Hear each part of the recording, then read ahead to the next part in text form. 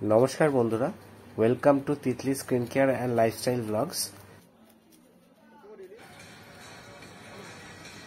আজ আমরা বানাচ্ছি লাউ পাতা দিয়ে ইলিশ মাছের পাতুরি। মাছটা যেহেতু একটু বড় ছিল, আমরা গাদা পেটি আলাদা করে কেটে নিয়েছিলাম এবং আমরা মাছটির মধ্যে নুন হলুদ মাখিয়ে রেখেছিলাম।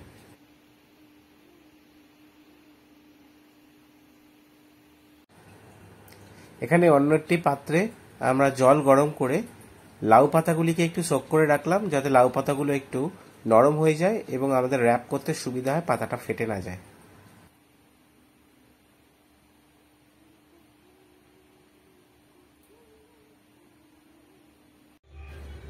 এরপরে আমরা শিলনোড়ায় নিয়ে নিয়েছি কাঁচা লঙ্কা, সর্ষে, পোস্ত এবং নারকেল। এগুলোকে আমরা শিলনোড়ার সাহায্যে একটা ফাইন পেস্ট বানিয়ে নেব।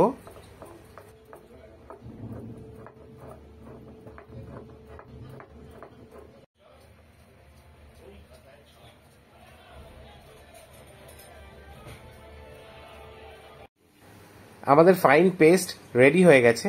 এর মধ্যে আমরা 3 টেবিল চামচ টক দই দিয়ে দেব।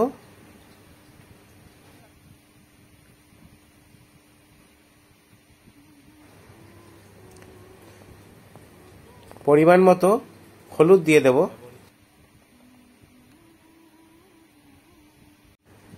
পরিমাণ মতো লাল লঙ্কা গুঁড়ো দিয়ে দেব।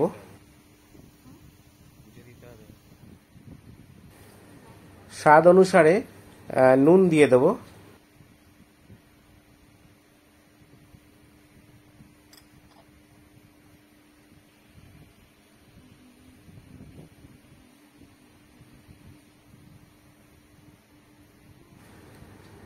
পরিমাণ মতো কাঁচা সর্ষের তেল এর মধ্যে মিশিয়ে নেব।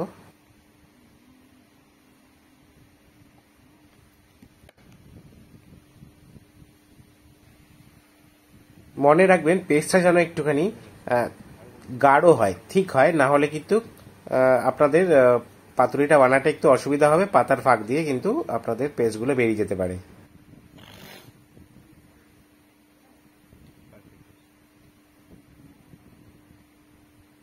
পেস্টটাকে আমরা খুব ভালো করে মিক্স করে নেব।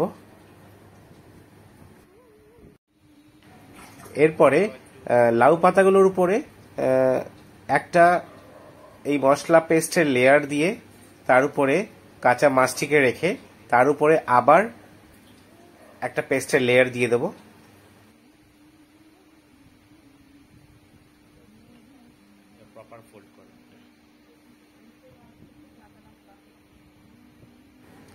একটা কাঁচা লঙ্কা চিড়ে তার উপর আমরা দিয়ে দিলাম।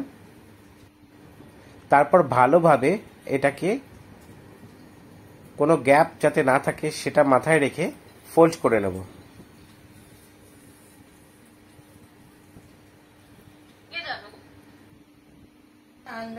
মাছটা র্যাপ হয়ে গেলে যেই পাত্রটায় আমরা এটাকে শ্যালো ফ্রাই করব, সেই পাত্রটার মধ্যে একটুখানি সর্ষের তেল লাগিয়ে নিয়ে আমরা ওই র্যাপটাকে বসিয়ে দিলাম। এরকম করে একে একে সবকটা মাছ আমরা র্যাপ করে নিলাম। দেন ওই পাত্রটার মধ্যে বসিয়ে দিলাম।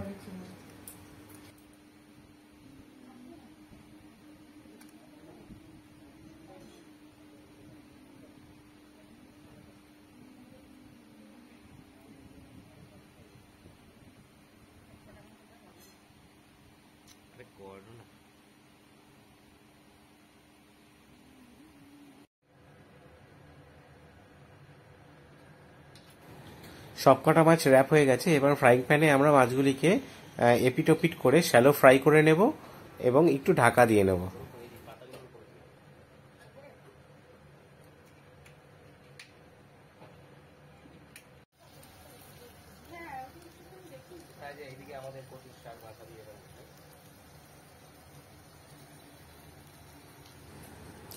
এদিকে আমার মা রান্না করছিল ইলিশ মাছের মাথা দিয়ে কচুর শাক। এই রেসিপিটা আমরা অন্য একটা এপিসোডে শেয়ার করব।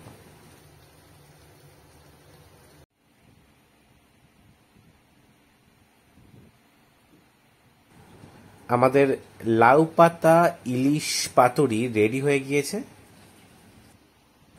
এটা আমাদের একদম নতুন একটি channel. So guys, please like, comment and subscribe. দেখুন মাছটা একদম ভালোভাবে সেদ্ধ হয়ে গিয়েছে। এই রেসিপিটা আমরা গরম ভাতের সঙ্গে সার্ভ করতে পারি।